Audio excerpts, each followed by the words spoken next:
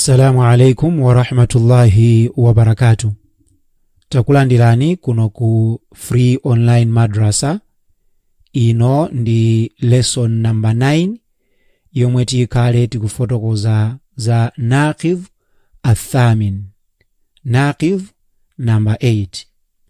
Naqidh imeneyi ikufotokoza kuti mudaharatul mushrikin, inuyo kukhala kumbuyo kwa mamushirikun, wa muawanatuhum ala almuslimin, komanso ndi kumawatandiza iwowa kuti avulaze asilamu, kuti aononge chisilamu. Ndiye kuti pamenepo qad kafar, mwakanira. Wadalilu qawluhu ta'ala, umboni wake tikupeza mu mawu a Allah subhanahu wa ta'ala mu sura al-Maida, sura number 5 aya 51. Menemu Allah akuti, ya ayyuhalladhina amanu, inu amene mwakhulupirira, la tattakhidhul yahuda wan nasara awliya, musawatenge ayuda komanso akristu kukhala abwenzi anu. Ba'dhuhum awliya'u ba'dhin, iwo alipa ubwenzi wina ndi mzake. Wa man yatawallahum minkum, aliyense amene angawatenge iwowo mwa inuyo kukhala abwenzi, kuwatandiza, fa innahu minhum, iye adziwe kuti ndi mmodzi mwa iwowo. Inna Allaha la yahdi alqawma adh-dhalimin, ndithudi Allah saongola anthu ochita zoyipa. Tikaona mu aya imeneyi Allah subhanahu wa ta'ala akutiuza kuti wa man yatawallahum, aliyense amene angawatandize iwowo, minkum, mwa inu ya asilamu, fa innahu minhum, amene azindikire kuti ali limodzi ndi iwowo. Mafuqaha adagawa kuti kuwatandiza makufar kuli muzigawo zitatu. Gawo loyamba ndi kuwateteza iwowa, kuwapanga defendi. Mwachitsanzo kumanena kuti zimene akuchita si zinthu zolakwika yayi, tawasiyeni adzipanga zimenezo, ndi ufulu wawo. Ndi kuti iweyo msilamu you are protecting them. Ngati uli mfumu ndi kuti pamaso pa Allah wayikidwa kuti uli mugulu limodzi ndiwo. Ngati uli presidenti uli limodzi ndiwo, ndipo pa tsiku la chiweruzo adzakuyika mu gulu la iwo. Kaya ndiwe MP, kaya ndiwe kansala, kaya ndiwe minister, kaya ndiwe mtsogoleri wa gulu chabe, kaya ndiwe sheikh kumene, iweyo namawayikira kumbuyo powapanga protect kuti ya tawasiyena amenewo musawavutitse, ndi ufulu wawo. Pamenepo ponde kuti iweyo wayikidwa limodzi ndiwo. Chinthu choyamba chimenecho. Chinthu chachiwiri, iweyo kukonda akida ya iwowo, kukonda chikhulupiriro chawo chabodza. Alipo asilamu amene amamverera nyimbo ndithu za makufar. Mukapita makomo mwawomo, magalimoto a asilamu mukulira nyimbo zimenezo, mafoni a asilamu mukulira nyimbo zimenezo, ma TV makomomo mukapeza asilamu akuonera chani, achina Emmanuel TV, kaya kuti chani Pastor Mbewe TV, kaya Bushiri TV, asilamu akumuonera zimenezo. Alipo ndithu. So awawa akukonda akida ya makufar. Inu ndi chani chimene mungaonere kuchokera mu ma TV ngati amenewo? Ndi chani chimene niyo mungatenge kuchokera mu nyimbo zawo? Koma mwapeza ndithu asilamu akuzikonda zimenezi. Kapena mwina kukonda miyambo yawo. Msilamu kumamva kukoma likafika tsiku la Easter, kapena likafika tsiku la Christmas, msilamu ndikumamva kukoma. Izizi ndi zimene na mwasilamu akuchita.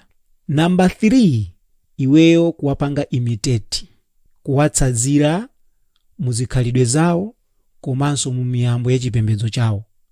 Number 2 ija mmango konda chabe simmachita nawo, koma number 3 mukachita nawo kumene kumakonda zimene amapanga zijenu kumazitsanzira. Lero lino siti nda asilamu amene amasangala kubadwa kwa mtumiki, zimene anazitengera kwa ndani, chifukwa kuchisilamu kulibe. Lero lino tinda asilamu amene akutenga za Chikristu kuzibweretsa muti miyambo yonse ya maliro a Chisilamu ambiri akutengera ku Chikhristu. Muona nika exactly mene makaya chikufaru kunzikiti kwapita kuti akadalitse, then akuti reception ku holo kumene ku setup yake ndendende mene apangira makufaru, akazi mbali naye, amuna mbali naye. Akatero nthawi ya perekani akuti anthu nkumayenda mmalaini ndikumapita umene kakuzigwedeza matupi ndikumaponya malichero. Wallahi kumene kwako ndikupanga imitate chikhalidwe chawo. Mtumiki wa Allah kuti man tashabbaha biqaumin fahuwa minhum, aliyense amene angawatsatire anthu ena ake amene si asilamu muzochitika zawo, iyeyo basi ndi mmodzi mwa iwo.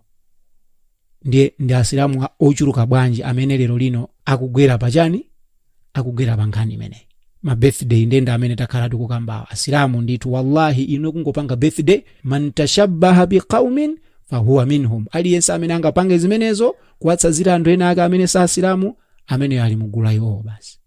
Kumeneko ndiye ndikuwathandiza makufaru. Izi zili choncho chifukwa chani? Chifukwa chonena kuti kuwatsanzira zonse zimene wakuchita, chimene chimachitika ni chani?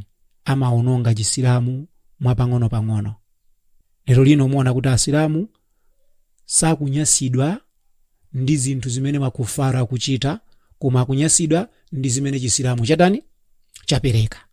Ndiye pali mahadithi amene akufotokoza kuti khalifu liyahuda, siyanani ndi Ayuda muzochitika zawo, fa innahum la yusalluna fi ni'alihim wala khifafihim, chifukwa iwo samapemphera, kamapempheramo samapemphera atavala sapato kapena nkhwayira.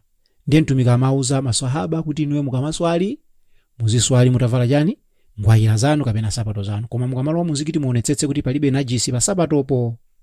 Munthawi yathu ino izizi sizingagwire. Chifukwa chani?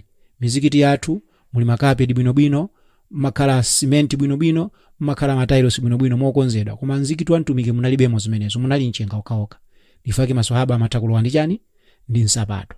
Ndiye munthawi yathu ino ife tikhoza kuvula sapato palibe vuto, ndipo tikavulaso sapato tikhala kuti tikusiyana ndiwo, chifukwa iwo akamalowa m'machalichi mwawomo amalowa ndi nsapatozo. Tikaonanso mukufotokoza kwina mtumiki wa Allah sallallahu alayhi wa alihi wasallam akunena kuti inna liyahuda wan nasara la yasbughun, ndithudi Ayuda ndi Akhristu iwo wasamatinta ndevu zawo, fakhalifuhum, choncho tintani ndevu zanu kuti musiyane nawo. Ndeti kamakamba kutinta ndevu kuli pawiri. Kutinta ndevu mwa sunna ndiye kuti munthu amene ali ndi ndevu za imvi za white, munthu amene atinte, ndipo imene khala sunna. Kwa amene alibe ndevu za white ndi za black asatinte. Ngatino kuli kutinta kubwere pa namba 2, kuti akutinta ndi cholinga choti asiyane ndi makufaru, chifukwa iwo nawonso akusunga ndevu koma sakuzitinta, ndiye ife titinta. Ndiye in both ways zonsezo zikhala chani, masnun. Ngakhale kuti mukoyerenga mabuku ena maulama akunena kuti sunna eni ndi kutinta ndevu pamene zili za white. Kwa munthu amene alibe ndevu za white iyeyo nkuzitinta, amene sakuchita sunna. Komatu apa ngati kuderako kuli asilamu okaoka, palibe makufaru amene akukutsatirani inuyo kutani kusunga ndevu, pamenepo ndiye kuti zimveka. Koma mgulu umene kuli makufaru ndipo nawonso akusunga ndevu, inuyo sunga ndevu zanuzo ndipo muzitinte, chifukwa kusunga ndevu munthu wa mwamuna ndi sunna imene ili ya wajibu. Ndiye outcome yowathandiza iwowa ndiyo nena kuti tikawathandiza kuwatsatira, kuwapanga protect, kukonda akida yawo, iwowa apanga weekend Chisilamu. Achipanga weekend Chisilamu chikhala wiki, asilamu aziona ngati kuti chipembedzo chawo sicholondola, ndipo kufuru ikwera, kufuru ikhala pamwamba, ndizo tsatira zake anthu ayamba kuitsatira kufuru ija. Chifukwa chani? Chisilamu chakwiririka. Ndiye pamene popo ndi pamene tikuyeneka kuchenjera. Tikaona kumalawi kuno tikukhala ndi Akhristu, tiyeni tizikhala nawo mene timakhalira nawo, koma tisalole kuti atipange influence muzichitochito zathu, tisalole kuti apange influence muzikhalidwe zathu. Iwo ngati apanga ma birthdays, ife tawuze kuti ife ndi asilamu, zimenezo Mulungu anatiletsa, zimenezo mtumiki sana tiphunzitse, choncho sitikutsatirani. Ife yathu ndi hakika. Hakika mwana akabadwa pakatha masiku 7 akakhala wamuna timammeta tsitsi, komanso timamchita ndulidwe ndi kumuphera nyama ziwiri, mbuzi zofanana misingo. Akakhala wankazi timamphera mbuzi imodzi. Zimenezo zimene mtumiki anatiphunzitsa. Ndipo apart from that palibenso chilichonse chimene ife tikuyeneka kuchita. Muwafotokozere zimenezo, musachiteso manyazi ya. ine ndine Msilamu wamkazi, chisilamu chanduza ndizivala hijabu, ndipo hijabu yanga si ya fashion, hijabu yanga ndi ABCD malinga nimene Allah wafotokozera, komanso malinga nimene mtumiki anatiphunzitsira, komanso nimene azikazi ake pamodzi ndi masahabiyati ankavalira. Musachite manyazi iyayi. Chifukwa chani? Allah subhanahu wa ta'ala adachibweresa chipembedzo chakechi liyudhhirahu ala dini kullihi, kuti chifafanize zipembedzo zina zonse. Chisilamu sichinabwere padziko lapansi pano kuti chifwichiriridwe, koma chinabwera kuti chifwichirire. Chinabwera kuti chifwichirire osati kufwichiriridwa, chikutire osati kukutiridwa. Ndiye kuipa kwa kuonda makufaru ndikumeneko. Ndiye Allah subhanahu wa ta'ala akumulangiza mtumiki mu suratul Baqara aya 120, walan tarda anka alyahudu wala nasara, nditudi sangasangalale nawe iweyo Ayuda ndi Akristu, hatta tattabi'a millatahum, mpaka na utatsatira miyambo ya chipembedzo chawo, mpaka na iwe utawatsatira zimene amachita, pamenepo mpamene adza kukonda. Qul, iweyo nena, inna hudallahi huwal huda, nditudi chiwongoko cha Allah chimenecho ndi chiwongoko palibenso, chimenecho ndi chiwongoko palibenso. Wala ini taba'ata ahwaahum, choncho inu mukatsatira zilakolako zawo, ba'da alladhi ja'aka min al-ilmi, pambuyo ponena kuti zakufikirani izizi zokhudza uzindikiri kuchokera mu Qur'an ndi mu Sunna, malaka min Allahi min waliyin wala nasir, simudzapeza kuchokera kwa Allah mthandizi wina aliyense kapena mtetezi. Allah sadzakhala mthandizi wanu, sadzakhala mtetezi wanu. Chifukwa wautuza kale kuti amenewo sangati konde, azifuna kuti azicheza nafe ngati tikupanga zimene wamapanga. Muona kuti Msilamu ngati sakumwamowa, ngati ali ndi anzake amene amamwamowa, iye osamwamamowa anzake amene osamutenga iye kukhala anzake, mpaka na iye atamba kumwamwa nawo mowa limodzi anthu. Ndiye azisekererana, azinenana kuti ma friends, azithandizana muzimene amathandizanazo, azimuguliranso mwina mowawo.